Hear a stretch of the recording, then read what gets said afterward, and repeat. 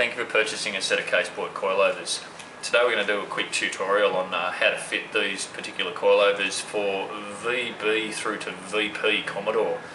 Quite a wide range of vehicles that this one particularly fits.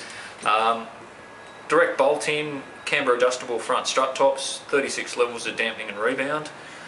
Similar to all the Ksport coilovers. The front we run a 10mm spring preload for these. The spring is 205mm unloaded, so you need to put the 10mm spring preload on it. So wind the spring perch up underneath the spring so that you get 195mm from the top to bottom of the spring. Again, pull the lock ring up underneath the spring perch, lock the two together via your C-spanners so they're nice and tight. Okay, and then your ride height is actually achieved via the shock insert screwing in or out of the lower foot assembly. Now in these particular Commodores, the front shock tube and stub axle is all one piece, so you need to actually do a modification to that particular section. We can provide those already modified for you, or in turn you can do this modification yourself. Reasonably simple to do.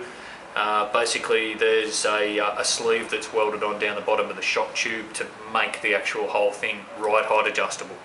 Alright, dampening setting through the top, again set it clockwise to full stiff and then come off 2 complete turns. Do this for all 4 corners for most cars as a starting point. Okay, the rear end, basically you have a high-low kit that bolts into your lower control arm where your factory spring would have been mounted. Your ride height is adjusted via the spring in the rear. So again, winding the spring perch up or down to achieve your ride height and then locking it off. Okay, so these components go together like so. Okay, what you would do with this Commodore would be adjust your ride height so that you're happy with the ride height front and rear, and then fit your rear shocks to it. Your rear shocks are length adjustable as well via the bottom, and it's very important that you actually adjust the rear shock length to suit the ride height of the vehicle. If you don't do this at all and you've got minimum shock travel, you will tend to bottom the shock out and damage it in a very fast time. What you need to basically do is adjust it at ride height, so either put the vehicle on a 4-post or hoist, or work out your titer guard clearance, get the vehicle off the ground and jack the diff up so that you've got this titer guard clearance. Once you've got your shock mounted, where the actual rubber boot goes through the bottom of the floor, there's a washer underneath that at the top of the shock.